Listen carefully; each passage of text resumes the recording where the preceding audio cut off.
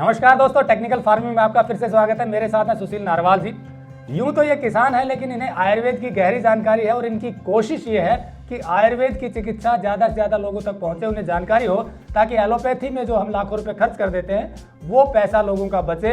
आज ये आपको बताएंगे कि सर्दियों में किन चीज़ों का ध्यान रखना चाहिए, क्या क्या चीज़ खानी चाहिए, और अगर आपको ठंड लग गई है, छाती रुक जाती है, कफ हो जाता है या बुखार हो जाता है, तो उसका ट्रीटमेंट आसानी से कैसे करें। दोनों चीज़ों को ध्यान से सुनिए, क्योंकि खान पान की अगर सही जानकारी आपने ली तो बीमार ही नहीं होंगे, और गलती से ठंड लग गई या बुखार हो गया तो उसका भी बहुत आसान इलाज हो सकता है। तो चलिए शुरू करते हैं। टेक्निकल फार्मिंग चैनल को सब्सक्राइब करें और बेल आइकन भी दबाएं ताकि आगे आने वाले वीडियो की नोटिफिकेशन आपको मिलती रहे। आप जो कुलदीप की जो बात आपने कही मुझे कि इस मौसम में कई बार खांसी जुकाम वगैरह ठंड वगैरह लग जाती है, और जो खासकर बात आती है इसमें कि खांसी जुकाम कई बार ठंड लगने की वजह से, खासकर इस मौसम में अब की बार जो बारिश ज़्यादा है इसकी वजह से लगभग हर व्यक्ति को खांसी जुकाम है।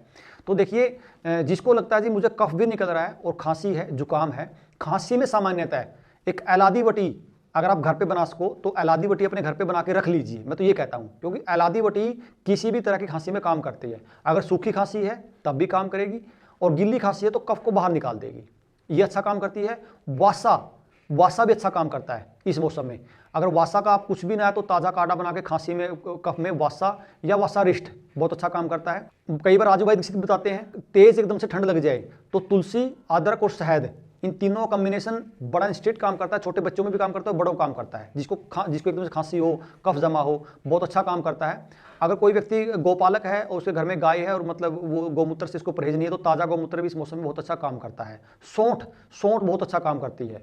और मान लीजिए किसी को ठंड लग भी जाए तो उसमें फिर जैसे वो पुराने समय में काढ़ा देते थे, काढ़ा देने से पहले क्या आपको पाद स्नान करना होता है। पाद स्नान का मतलब समझते हो? जैसे मान लीजिए आप गर्म पानी में पाँव धोते हो, लेकिन तरीका उसका, पर्टिकुलर तरीका उसका क्या है कि आप जैसे रजाई में या कंबल में अपने आप को कवर करोगे पूरा, उसके बाद आपके जो पाँव है वो गर्म पानी में घुटने तक जाने चाहिए। तो जितनी देर तक वो गर्म रहे पानी, उसके बाद पाँव पहुँच के आप रजाई में चले जाओगे। और काढ़ा जो सामान्यतः घरों में यूज होता है, उसमें सौंठ है, काली मिर्च है, पीपल डाल सकते हो आप उसमें, या जैसे उसमें वो अपना छुहारे होते हैं वो बहुत अच्छे हैं, लौंग है, और दूध में आप पका के उसमें थोड़ी सी हल्दी डाल के वो काढ़ा लेके थोड़ी सी देर अपने आप को गर्म करके थोड़ा पसीना लेके भी आप उस ठंड को जो लगती है, उसको कफ जो जमता है उसमें आपका काम करेगा। थोड़ा बहुत सामान्य तो बुखार भी जो होता है उसमें भी वो काम करेगा। एलादी वटी और वाशा की आपने बात की, ये कौन सी होती हैं जड़ी बूटियां और कैसे मिल सकती हैं या कैसे तैयार करते हैं? देखो, एलादी वटी आप, मैंने जिक्र भी किया था कि आयुर्वेद सार संग्रह उठाइए आप वैद्यनाथ का, तो एलादी वटी आप घर पे बना सकते हो, क्योंकि उसमें थोड़ी सी महंगी चीजें होती हैं। तो कोशिश करो आप एलादी वटी अपने घर पे बनाने की। एलादी वटी तो आप बना के रखो, जब भी किसी बच्चे को, बड़े को खांसी हो जाए तो एलादी वटी सामान्यतः किसी को भी दी जा सकती है, कोई साइड इफेक्ट नहीं होता। हाँ, बात रही वासा की, आप वासा का काढ़ा, तो वासे का काढ़ा बनाकर दे सकते हो, काले वासे का, लेकिन वासारिष्ट आप घर पे नहीं बना सकते। और वासारिष्ट मतलब आप वासे का ताजा काढ़ा बना के दे सकते हो। इसी कड़ी में अगर मान लीजिए आपको फिर भी लगे जी कफ की मात्रा ज़्यादा है, तो अगर आपके आसपास में कोई गोमूत्र आसो बनाता हो तो वो भी अच्छा काम करता है। या फिर सीतोपलादी चूर्ण है या शहद कफ का सबसे अच्छा मतलब नाश करता है। तो आप ताज़ा मतलब आप शहद भी लेके अपना कफ को दूर कर सकते हो, कफ को निकाल सकते हो। शहद किसके साथ लें, गर्म दूध या कैसे? नहीं, गर्म दूध में शहद लेना होता। शहद आप तुलसी और अदरक के रस के साथ ले लीजिए। और अगर फिर भी मान लीजिए जैसे सुबह अगर आपको कफ दिक्कत भी कर रहा है तो सुबह वमन क्रिया से आप कफ निकाल दोगे तो उससे भी कफ का निकलना, मतलब कफ निकल जाता है, तो सुबह कुंजन क्रिया भी कर सकते हो। आप तुलसी की जो बात करते हैं, तुलसी के पत्ते होते हैं एक तो हरे या सूखे पत्ते? तुलसी के पत्तों का रस मान लीजिए 1/4 चम्मच, हरे पत्तों का, जिसमें श्यामा तुलसी बोलते हैं। अदरक का रस, उससे थोड़ा सा दुगनी मात्रा ले सकते हो। और आप शहद आधा चम्मच ले सकते हो। तो दिन में 3 बार भी दोगे तो लगभग ये जो सामान्यतः जो कफ की समस्या है इसमें 200% आराम आएगा। मतलब कफ में ये 3 चीज लेने से आराम इस मौसम में इस मौसम में बिल्कुल कोई दुराई नहीं, एकदम से काम करेगा। मेन जो, और काढ़ा जो आपने बताया एक बार फिर बता दीजिए। काढ़ा दोबारा बता रहा हूँ, सौंठ, अदरक के जो सूखने के बाद सौंठ होती है, सौंठ ही लेना, अदरक नहीं लेना, ध्यान रखना। काढ़े में आप थोड़ी सी इतनी मात्रा सौंठ की ले सकते हो, 3-4 लौंग ले सकते हो, 2 काले मिर्च उसमें डाल सकते हो, दालचीनी भी डाल सकते हो, 2 छुहारे जो बाद में आपको खाने भी हैं। तो इसका दूध में पका के आप थोड़ा पानी में, दूध में थोड़ी हल्दी डाल के तो काढ़ा लोगे तो आप देखिए पसीना टाइप सा निकलेगा आपको, और वो एकदम से ठंड आपकी टूट जाएगी। और ऐसा सामान्यतः ये कोई नया विज्ञान नहीं है। आप अगर थोड़ा सा पास्ट में जाओगे तो अपने जो बुजुर्ग थे इसी तरह काढ़े लेके सर्दियों में, ये काढ़ा हर घर में होता था। तो आप कोशिश करिए पहले ला के रखने की। इसमें समस्या उनको ही आएगी जिनको पुराने बुखार हैं, विषम जबर हैं, तो उनका उसका बुखार ना टूटे, वो बुखार दोबारा से विषम जबर बदल जाए, वो थोड़ा सा अलग विषय हो जाएगा। सामान्यतः ठंड जो लगती है, कफ जो लगता है, उससे इसमें समस्या दूर हो अब हल्का बुखार भी आ रहा है इस मौसम में, उसके बारे में थोड़ा बताइए। बुखार बिल्कुल इसमें 200% कवर हो जाएगा ये, क्योंकि ये इसमें पहली बात तो शरीर में इतना इस समय ज़्यादा दिक्कत आती ही नहीं है, और ये जो मैंने 4-5 चीज़ बताई है सारी कफनाशक हैं। वो देखो, बुखार में सबसे पहला नियम यही है कि बुखार हो भी जाए तो सबसे पहला नियम उपवास का है, आपने उपवास करना ही करना है। अगर आपने भोजन नहीं छोड़ा तो बुखार नहीं टूटेगा। दूसरा, आपने पानी पका हुआ पीना है, कोई भी बुखार हो, लेकिन फिर ध्यान बता रहा हूँ, उबले हुए पानी में और पके हुए पानी में फर्क होता है, ये ध्यान रखना। उबला का मतलब एक बार उबला हुआ, पका हुआ मतलब आपने 2 लीटर लिया तो जब वो 1-1.5 लीटर रह जाए उसको पका हुआ मानते हैं। तो पानी पीना तो गुनगुना और पका हुआ पानी ही पीना है, ये आपने ध्यान करना बिल्कुल। और फिर भी अगर मान लीजिए बुखार ना भी जाए, फिर भी लग रहा है कि बुखार नहीं जा रहा, तो जैसे संजीवनी बटी है, हर तरह बुखार में काम करती है। सुदर्शन बटी या सुदर्शन चूर्ण है, हर तरह बुखार में काम करता है। और फिर भी बाल जबर अंकुश रस है, ये भी हर तरह बुखार में काम करता है। तो ये भी चीज़ें आप घर पे रख के, सामान्यतः आपके अमृतारिष्ट है, वो भी हर तरह बुखार में काम करती है।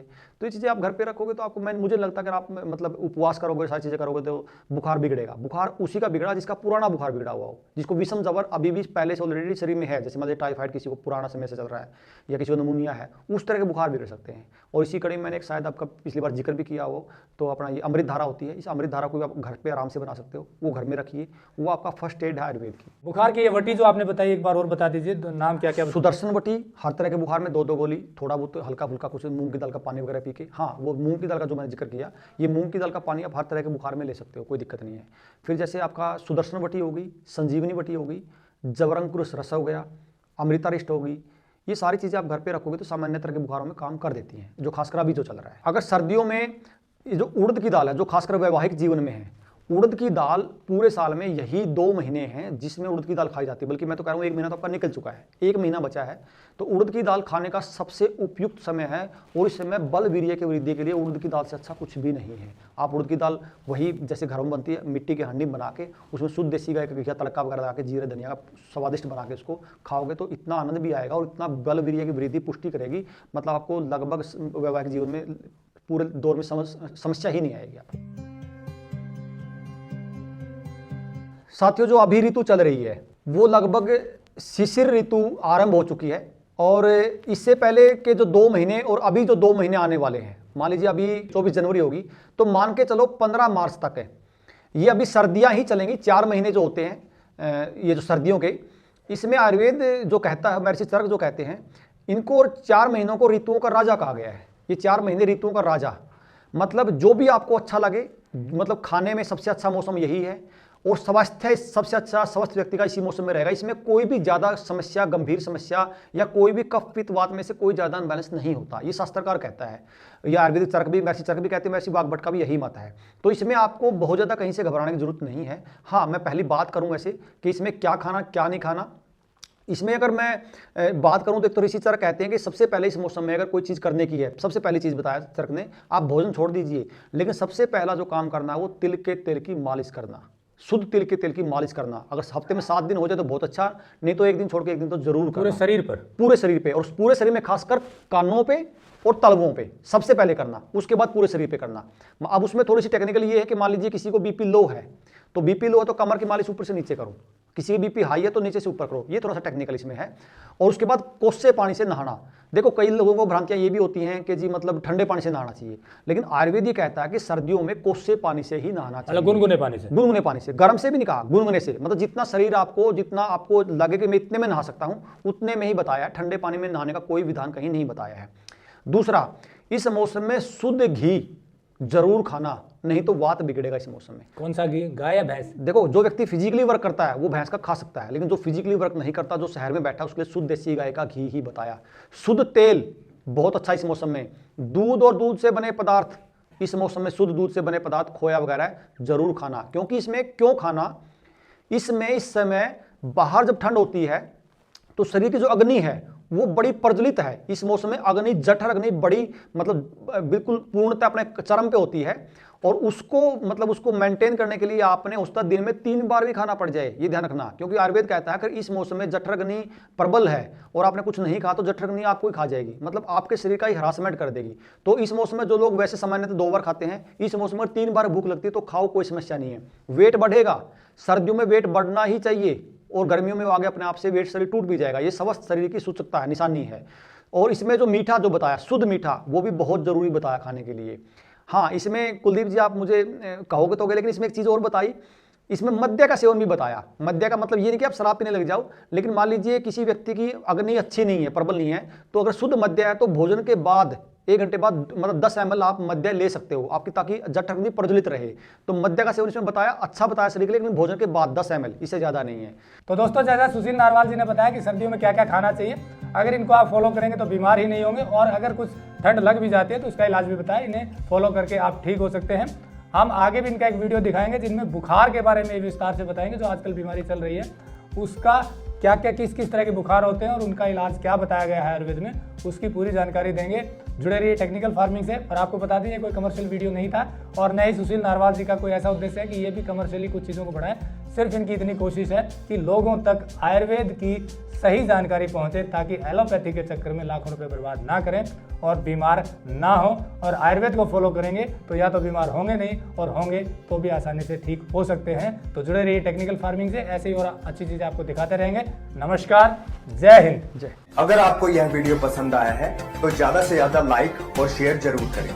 साथ ही चैनल को सब्सक्राइब करना ना भूलें।